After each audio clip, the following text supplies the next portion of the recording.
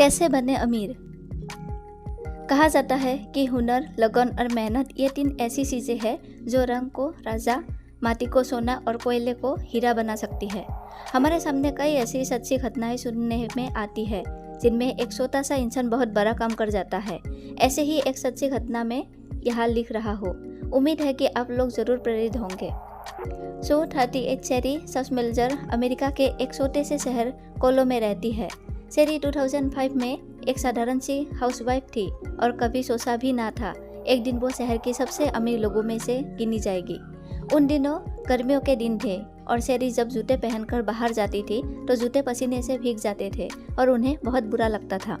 एक दिन घर में खाली बैठे उन्हें अचानक से एक आइडिया आया और उन्होंने पूरे घर के जूते इकट्ठे किए और सोचा कि क्यों ना इनके थोड़ी हवाबाज के लिए सेट कर दी जाए, जिससे कुछ नया फैशन भी लगेगा और पैरों को भी आराम मिलेगा।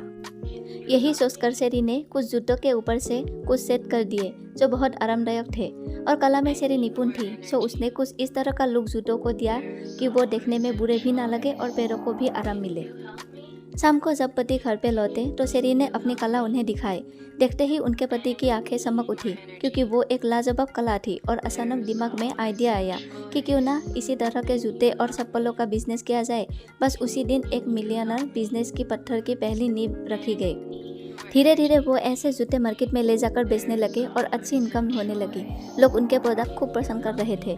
गर्मियों के अंत तक उन्होंने एक वेबसाइट लॉन्च कर दी जहां से वो ऑनलाइन जूते सप्लाई करने लगे और धीरे धीरे अपना खुद की एक छोटी सी कंपनी खोल दी जहां काफ़ी सारे मजदूर काम किया करते थे और शेरी और उनके पति मार्केटिंग किया करते थे।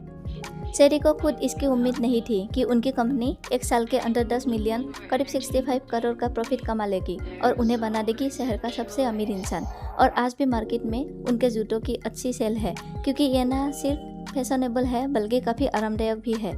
मित्रों, कई बार जीवन में ज़रूरी नहीं कि पैसा कमाने और आगे बढ़ने के लिए सिर्फ बड़ी डिग्रियों की ज़रूरत है। कुछ लोग पूरे से ही बड़ी बड़ी मशीन बना देते हैं। जेम्स वाट ने केतली के भाप को देखकर रेल का इंजन बनाया, जबकि वो बेचारा बिना पढ़ा लिखा था। इसलिए कहते हैं कि अपने हुनर का इस्तेमाल करो तो माटी भी सोना बन जाती है। दोस्तों, कैसी लगी आपको ये कहानी कमेंट में ज़रूर बताएं और ऐसे ही और नई नई कहानी पढ़ने के लिए चैनल को सब्सक्राइब कीजिए। धन्यवाद।